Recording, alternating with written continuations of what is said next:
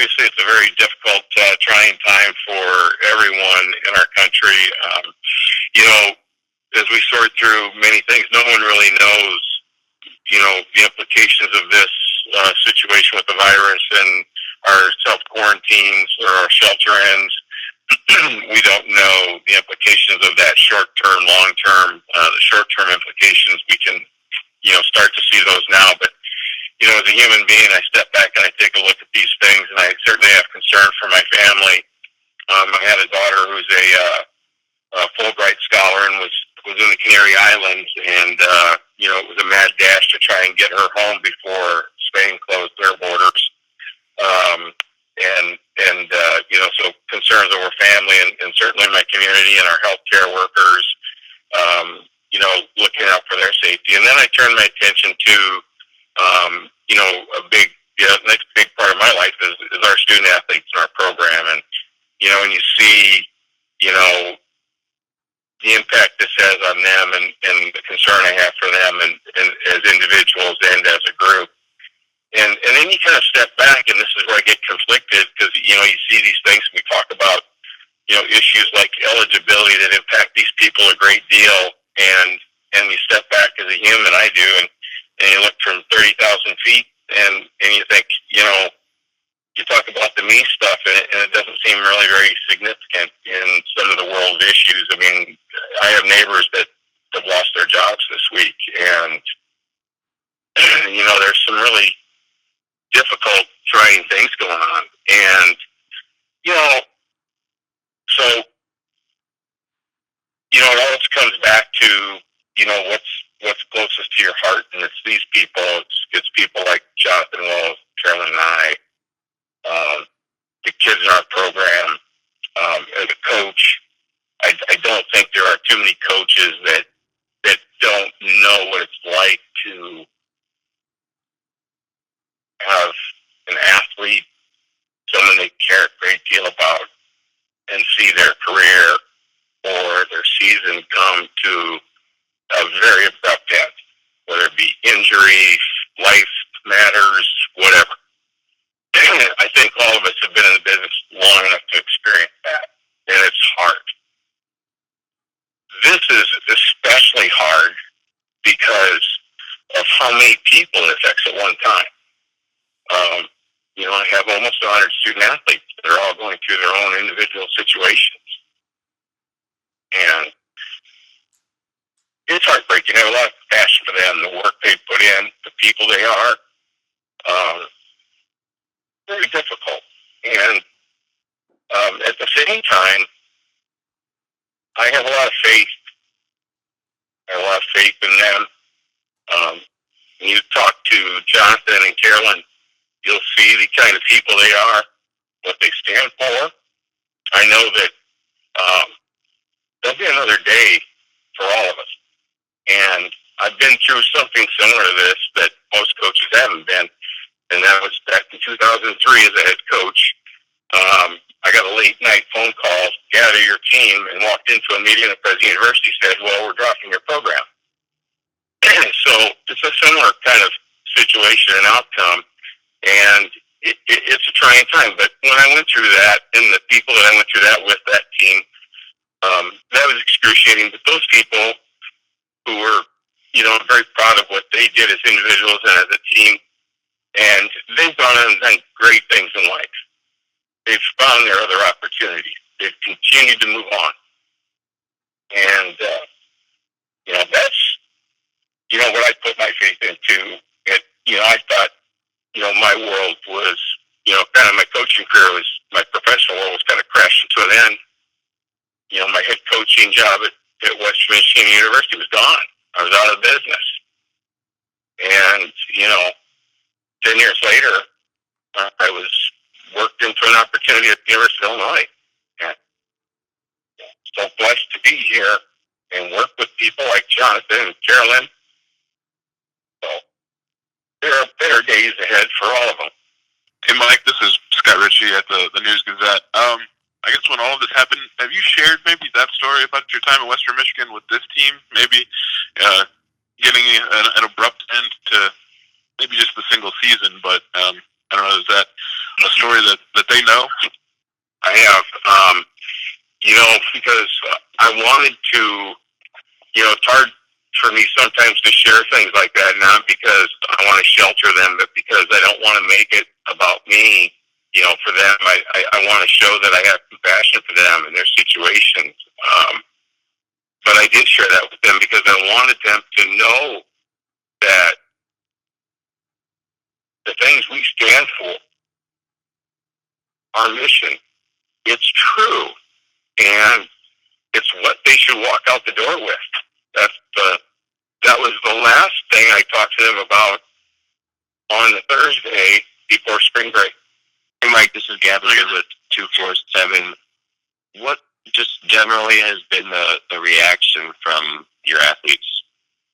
Well, here's the great thing about character and the kind of people that we have. Certainly in our program and a lot of other programs. I don't want to diminish, other universities and programs. I think our kids are special, and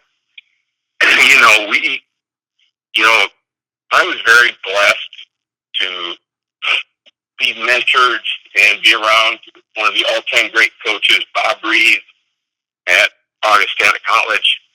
And, I remember being told that athletics and sports was a microcosm for the real world of what's going on in life.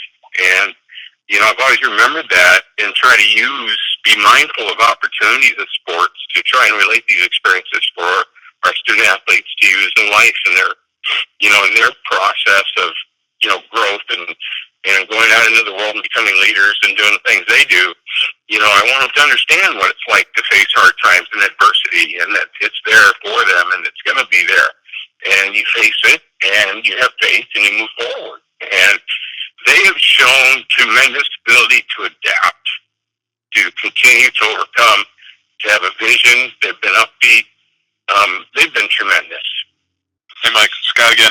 This is sort of, not related to your team, but with the decision to postpone the Olympics. I mean, I'm sure there were several of your former athletes maybe that were in training for that. So what did you think of that decision, and what are maybe some challenges for those athletes that have been working up to 2020 in Tokyo to make it 2021? Personally, I think it was the right decision to make. And I've not been involved in any inner circle conversation, but it seems as though the Canadian Federation's probably pushed that agenda a little bit when they announced they would not attend. But I think in reality, it's heartbreaking for all the athletes who have that Olympic dream and have put in all the work, sacrifice for many years. I know what that is all about. Many of our other coaches and student athletes, as you know what that's all about. And, again, it's crushing to go through that and do all the things you think you're supposed to do, and then kind of out of your control, it's gone. And I get that. But at the same time, I think under the circumstances, in trying to put forth truly the spirit of the best product of competition in the world, it makes a lot of sense to do this, because I know there are people that just can't train right now, and I think that would certainly have a major impact on performances at the games. On the other hand, at times like this, I would also say that I like to revert. I'm at one time I was a history major, and the world athletic stage has seen things like this before, whether it be wars or other various things, and you kind of wonder if the spirit of competition, if maybe it's better to go forward and you do what you can. But I think things have evolved where these athletes are so highly tuned and have put forth so much more than more of a casual pursuit that maybe it was 150 years ago. That it certainly makes a lot of sense at this point. I guess as a follow-up to that, could just even a year's postponement just change, the nature of how, train for the Olympics? Specifically with track, or maybe how they even go about altering their own schedules, or even just financially. Yeah, I think. Yeah, it does. I think this is going to be a financial hit for a lot of the very top elite athletes because the Diamond League season is gone. They're independent contractors for the most part, and so it's a lot different kind of professional athlete, and no meat, no pay. Imagine football players and baseball players, no game, no pay. They'd be back to work real quick. So it will have an impact. But as far as the planning and training, I think it's workable because most people are kind of putting together a 4-year plan, and in track and field, that quadrennial plan from Olympic Games to Olympic Games, usually is they're always sandwiched around the World Championships with a year off in between. So it goes Olympic Games, World Championships, then a year off, World Championships, Olympic Game. The in between years, usually a year where a lot of, especially the athletes who have been at a very high level or maybe a little bit older, where they kind of sometimes will down cycle a little bit, not compete or train quite as hard, and then make that push back into that next 3-year block of World Championships, Olympic Games, World Championships. So we're in year 2 of that block of last year was the World, this year was supposed to be Olympics, and next year a World. So I think from that standpoint, it is adaptable from a planning and training standpoint for most people pretty easily. The thing you can't predict is how this will affect people like Jonathan, who was, at this point with the Olympic Games this year being underneath our umbrella as a student athlete, and now his future is going to look a little more uncertain, and he and I will talk about that more later. I mean, that's something for us to discuss. That was a new announcement yesterday. We haven't had a chance to talk about that. And Mike, you mentioned that you haven't really talked with Jonathan about eligibility yet. Do you have any expectations just generally for what seniors might be thinking or planning of doing yet? Have you talked with anybody about that, of coming back or not? Yeah, a little bit. I mean, I think most of our seniors I've had pretty close contact with, or some at least through their event coaches or whatever. We've done a straw poll where they are in life, and I think this is the really hard part, and I certainly would love for Carolyn, if she's on, to be able to speak to this. Is what a dilemma that would be for her. Carolyn is just blossomed as a student athlete. I'm so proud of what she's done, and for her as a senior, to have her best Big Ten meet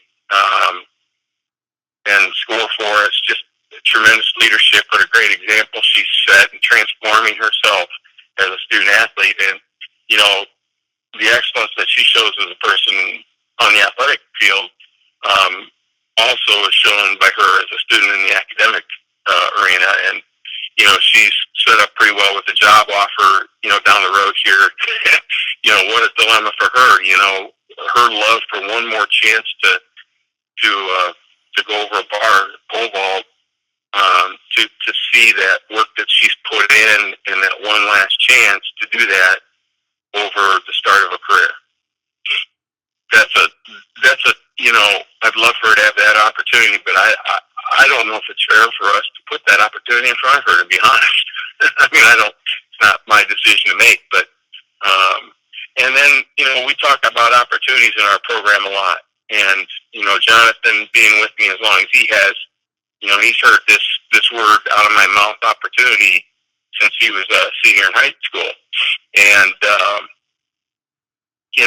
he knows, as I've tried to express to everyone, that every opportunity is earned and it comes at a cost. And one of my concerns, as much as I love all of our seniors, what about the cost of that opportunity for them on others, whether it be people that are in our program or the next Jonathan Wells and Carolyn and I that come up next year or the following year? Those are concerns that I have. I would love to see something happen that that would work for them in a perfect world. But gosh, I just don't know what that looks like right now, to be honest.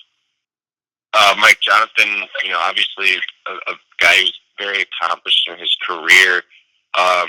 Just how special was it that he was able to win, titles in long jump and high jump?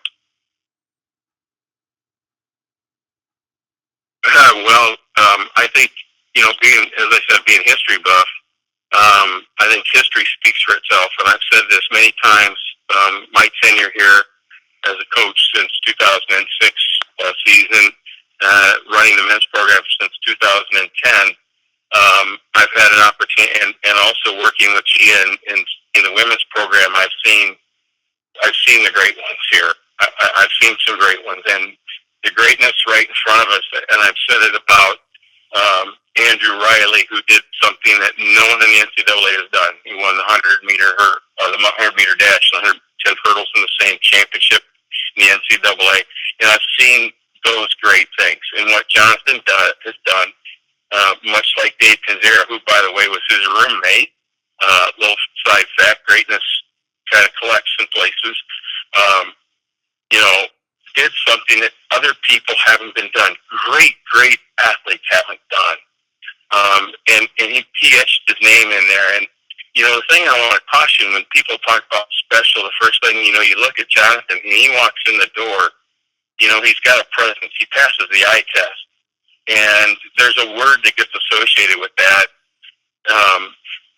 and it's talent. And, I think Carolyn stands for this as well. I think these are the kinds of people that talent is really a dirty word. It's insulting. I shudder to insult Jonathan by saying how talented he is, because I know how hard he's worked. And I know how much he has invested in this, the commitment he's made, and how he's had to balance that within his life, both academically and his personal life. And, to assume that he's where he's at because he's special talent is kind of insulting to the person that he really is. It's not the value that he is as a person. And, so I might be off on a tangent about these people, but, that kind of where it lies for me.